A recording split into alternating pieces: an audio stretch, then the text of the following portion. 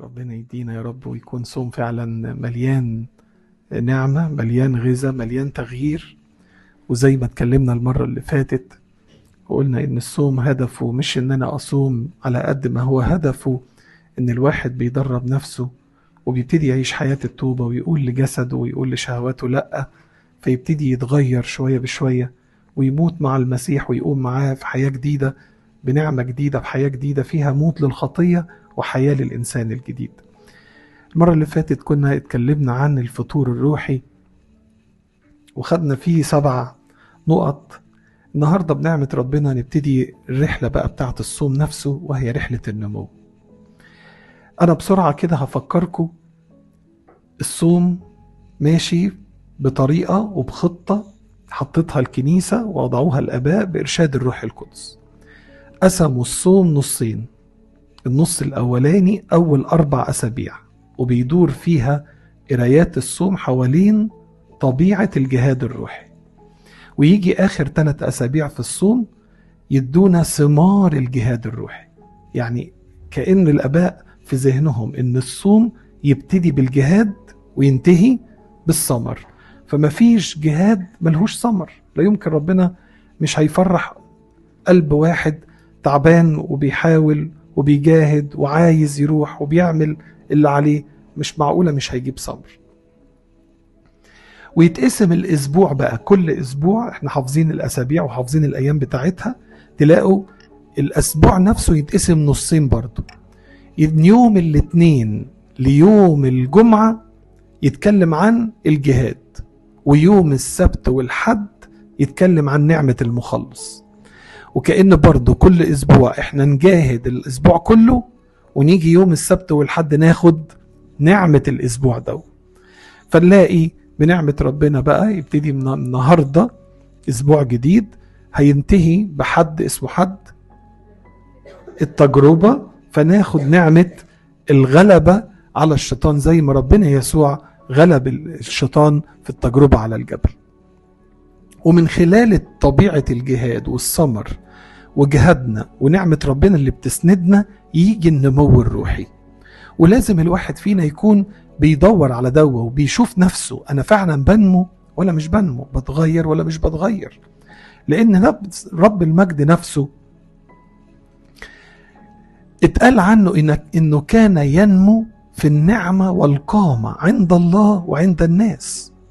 ومعلمنا بولس الرسول يقول وصية صريحة لتلميذه ابنه القديس تيموثاوس، يقول له انمو في النعمة وفي معرفة ربنا يسوع.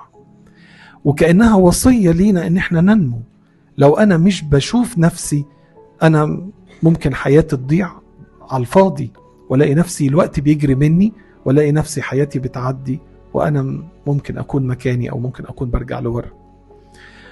ونلاقي رب المجد يسوع يكلمنا عن النمو دوا بمثل جميل قوي لما قال لنا انا الكرمة وانتو الاغصان. وراح قال كل غصن فيا يأتي بثمر أنقيه فيأتي بثمر أكثر، وأما الذي لا يأتي بثمر يقطع ويلقى في النار. وده أكبر مثل رب المجد يسوع فيه حب يفهمنا علاقتنا بيه شكلها عاملة ازاي، ان احنا ثابتين فيه زي الأغصان وسط الكرمة. والغصن ثابت في الكرمة بينمو ولا مش بينمو؟ ينمو. مش هينفع يبقى في غصن جوه الكرمة وما بينموش.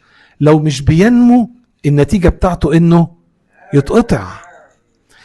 وده رب المجد أمثلة كتير خالص خالص عن النمو، فمثل الزارع مثلا وكلمة ربنا والأراضي، وإن كل واحد فينا أرض المفروض إنها تجيب ثمر عشان يفرح قلب ربنا. وقال لنا الأرض الجيدة إزاي بتكون بتجيب ثمر جيد.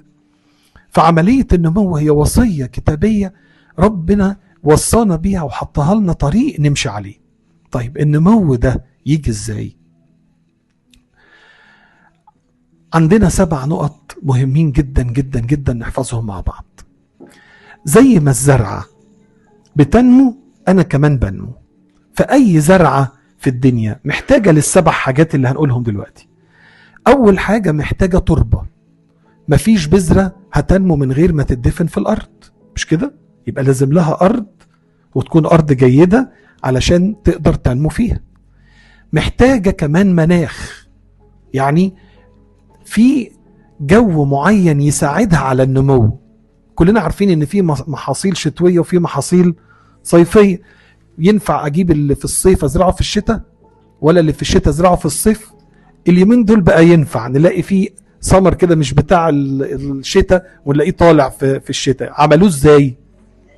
بيعملوا له مناخ معين، يعملوا صوب ويخلوا المناخ بتاعها لو هي زرعة صيفية يخلوا الحرارة فيها عالية كأنها في الصيف بالظبط.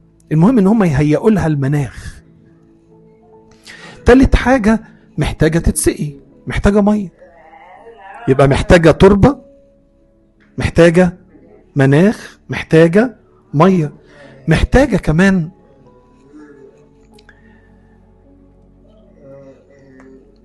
تلقيح دايم. يعني يجي كده صاحبها ويبص عليها، لقى فيها حتة باظت، لقى فيها مرض مشي فيها، لقى فيها غصن، لقى فيها أوراق دودة ابتدت تشتغل تسرح فيه، بيعمل ايه؟ يقعد ينظف كل ده عشان التربة دي، عشان الزرعة دي تبقى كويسة وتجيب بعد كده ثمر حلو. كمان محتاجة لسهر دايم. يعني ما ينفعش واحد يزرع زرعة ويروح سايبها وينام في البيت ويستنى بقى لما يجي يوم الحصاد يقول اروح احصد. ممكن تروح ما تلاقيش حاجة وتلاقي الزرعة بتاعتك ميتة بقالها شهور وانت مش دريان. ناخدهم واحدة واحدة كده.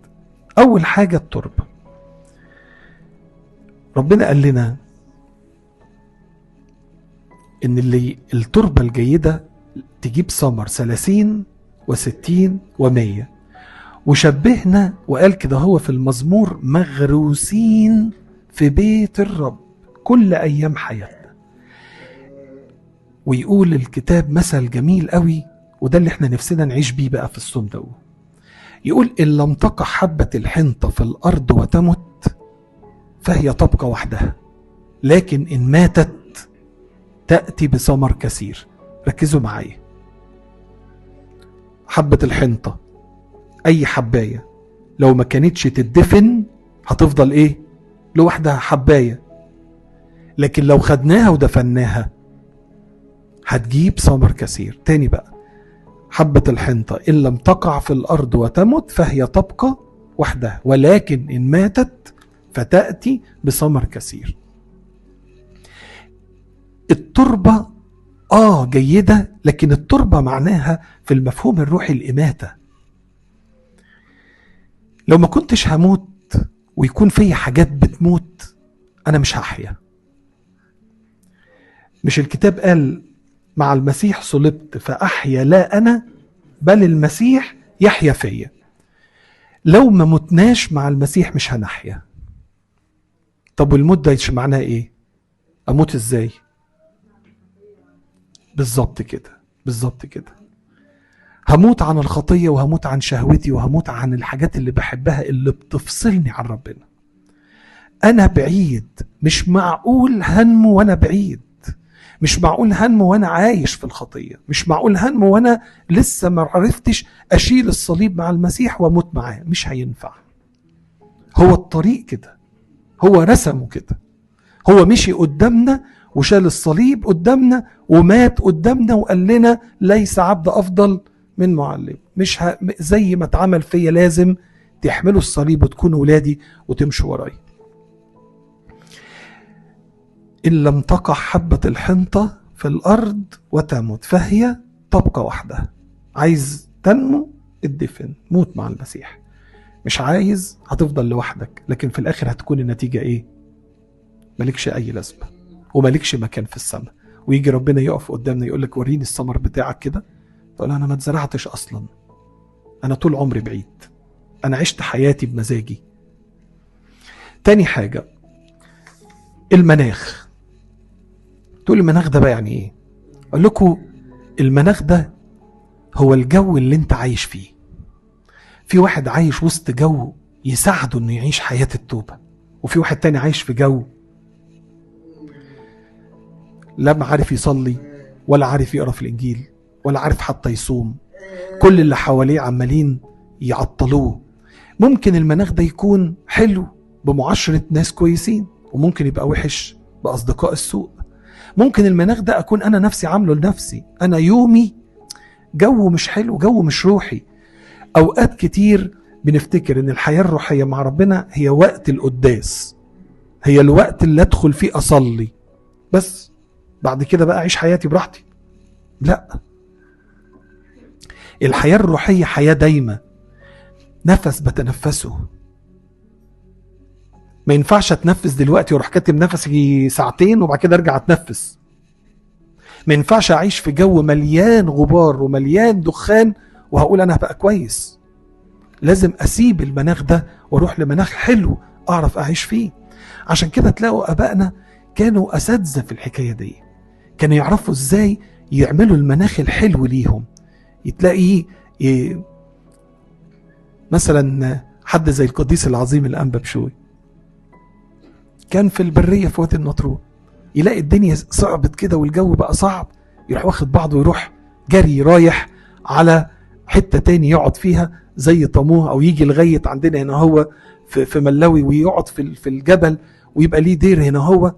نلاقي حد تاني زي القديس انبا مكاريوس الكبير في بدايه حياته ربنا خده وقاده ودخله البريه، وراح بريه الاسقيط. بعد شويه لقى نفسه تعبان مش عارف يعيش في البريه من كتر الحرب اللي عليه، فيروح ربنا يقول له لا مكانك مش هنا، تعال روح لأنبا أنطونيوس اقعد معاه، هتغير جو، هتغير المناخ.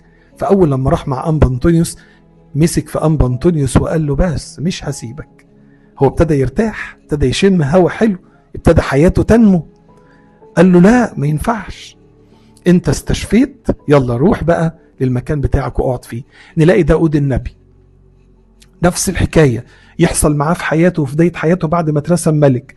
الحروب حروب حروب حروب وتعب واضطهاد من شاول، يجي في وقت من الأوقات يبقى خلاص منهك، ما عندوش صحة، ما فيهوش قوة، شايف ان ربنا بعيد عنه، حاسس ان ربنا مش معاه، ويروح لصمويل يقول له هو انت مسحتني ملك؟ انت متأكد؟ ده انا بنجي من الموت كل يوم 100 مرة، انا ممكن في اي وقت شاول يموتني. فيجي صمويل يشدده ويشجعه ويقول له خليك كويس، ويروح واخده وموديه في حته اسمها مدرسه الانبياء. كانوا فيها مجموعه من ولاد الله قاعدين ويتجمعوا مع بعض ويقعدوا يصلوا ويعملوا فترات صلاه طويله، كانوا زي اجتماعات صلاه كده، عارفين لما نطلع مؤتمر كده ونعمل خلوه. فكانت المنطقه دي اسمها مدرسه الانبياء. قعد داود فيها لغايه لما نفسه شفيت، وأول لما ابتدى بقى خلاص يتقوى ابتدى يرجع ينزل تاني وابتدى يكمل حياته لغاية لما شاف مشيئة الله في حياته اتحققت وبقى ملك إسرائيل. ربنا حبايبي عايز يقول لك دور على المناخ اللي حواليك، شكله ايه، ريحته ايه. نمرة 3 الغذاء. بتتغذى ولا ما بتتغذاش؟ والغذاء على ايه بقى؟ كلمة ربنا دي نمرة 1. كلمة ربنا دي نمرة 1. باكل كلمة ربنا، في ناموس ربنا بلهج نهار وليل، وجدت كلامك كالشهد فأكلت فصار لي للفرح ولبهجة قلبي. لو أنا قاعد على الإنجيل باستمرار في الصوم ده هشبع. الشبع يجي كمان من قعدتي مع ربنا. يعني المرة اللي فاتت تفتكروا احنا قلنا ان الصوم ده مناخه ايه؟ المناخ بتاع الصوم الكبير اللي بدخل فيه مع المسيح اخد نعمة الصوم بالظبط كده، الهدوء والخلوة والبرية. فمناخ الصوم الكبير هو البرية، الهدوء.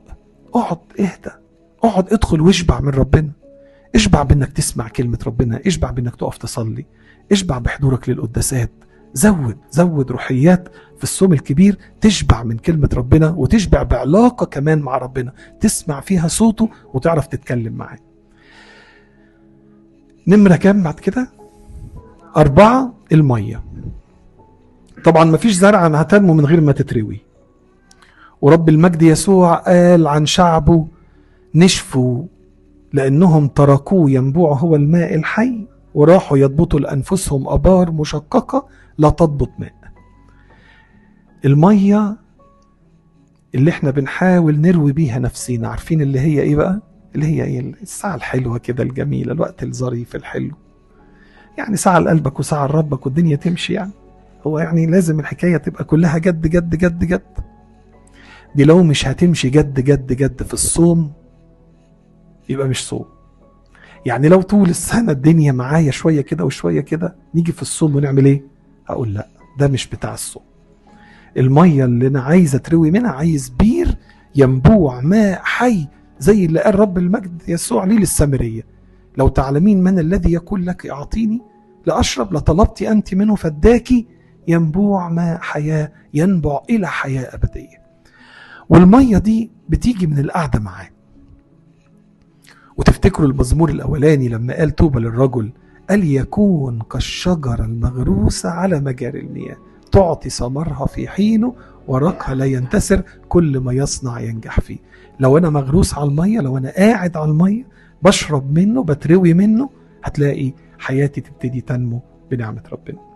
نمرة 5 التلقيح الدايم. والتلقيح هنا هو التوبة، نزع الشر، نزع الشر، قطعه. التوبة يعني قطع.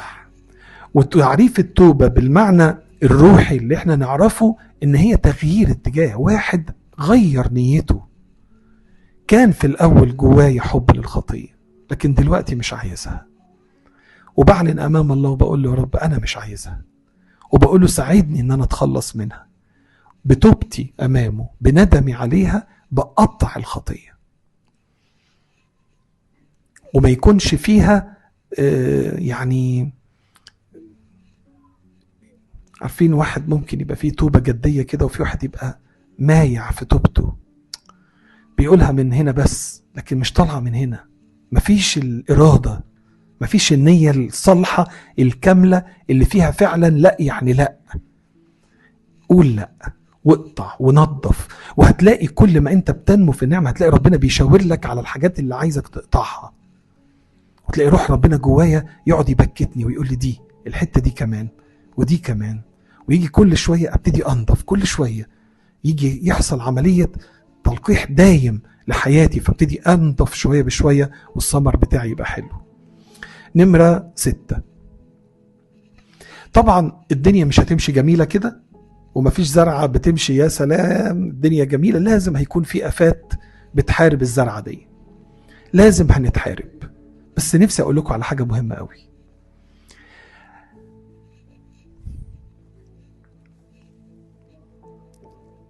مفيش حد هيمشي صح والشيطان هيسيبه.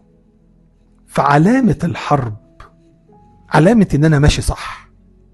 يعني مش عايز اخدها في ناس تقول لك ايه، لا انا مش همشي مع ربنا، لا انا خليني كده كويس عشان انا مش قد حروب الشيطان. لا طبعا، انت عشان تحرم نفسك من الحياة والمتعة مع ربنا تقول لا ابعد عشان خايف من حرب الشيطان. الشيطان ده مهزوم ومغلوب تحت رجليك. عشان كده عشان تكافحه وتقف قصاده نعمل ايه؟ كتاب قالها بكلمة بسيطة خالص: قاوموا ابليس فيهرب منكم. واسبوع ده اسبوع التجربة، رب المجد يسوع جاي الشيطان يحاربه، قال له ايه؟ خاف منه؟ سابه مثلا؟ حاشا طبعا، الله يخاف منه، هو اللي يترعب منه. لكن كان يحاربه بكلمة الله. مكتوب للرب إلهك تسجد، مكتوب ليس بالخبز وحده يحيا الإنسان، مكتوب لا تجرب الرب إلهك. كل ما أنا بقاوم إبليس يخاف مني. لكن لما أنا اللي خاف ده هو يقوى عليا ومعرفش أقف قصاده أبدا. عشان أكافح أي خطية جوايا قوم قوم قوم واعمل. الشيطان ده ضعيف جدا جدا جدا، قصاد نعمة ربنا ما يقدرش يقف، بس بيعرف يضحك على اللي بيصدقه، اللي بيكذب عليه. يقعد يضحك عليا كده ويقول لي مفيش منك فايدة، ما انت ياما حاولت، ما انت ياما عملت، ما انت ياما ويبتدي الكلام الكتير قوي، الكذب اللي بيقعد يضحك علينا بيه، فتبقى النتيجة في النهاية ان انا بصدق الكلام اروح واقع. طيب وانا ماشي في مرحلة النمو في احتمالية للسقوط، ممكن اقع. ممكن اقع، ممكن اكمل في الوقوع ولا اقوم اكافح. حطوها دايما قدام عينيكم: قوموا ابليس فيهرب منكم. وهذه هي الغلبة التي نغلب بها العالم. نغلب بايه؟ ايماننا. انا عالم بمن امنت، انا عارف ومتأكد انا مؤمن بمين، وواثق انه هيقبلني، واثق انه هيغيرني، وواثق انه هيقويني، وواثق انه هيديني نصرة وغلبة عليه. هغلب ولا مش هغلب؟ هغلب. اخر حاجة الحراسة الدايمة.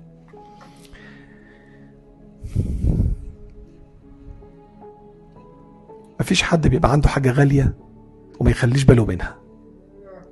كل ما بتبقى حياتي ونموي وروحياتي غالية عليا، وجت بصعوبة وجت بتعب وجت بسهر وجت بدموع وجت بأصوام وجت بصلاة، مش معقول هيجي وقت واروح مفرط في كل ده واسيبه يضيع مني. لكن ده يخلينا كنا بنشوف الآباء ازاي بيعرفوا يحاربوا ده بانهم يبعدوا عن شبه الشر. شبه الشر تلاقوهم مدققين قوي. ليه؟ هو خايف يضيع اللي هو خده، خايف يضيع اللي تعب فيه طول حياته وعمره. يجي في وقت من الأوقات كده هو يلاقي نفسه بسبب تهاون ليه أو كسل ليه يروح الشيطان يسرقه منه، فكان يبقوا سهرانين دايما على حياتهم وعلى أبديتهم. ربنا يعطينا ننمو دايما ونعيش حياة النمو، ويبتدي النمو معانا من بداية الصوم بنعمة ربنا. لإلهنا كل المجد من الآن وإلى الأبد، آمين.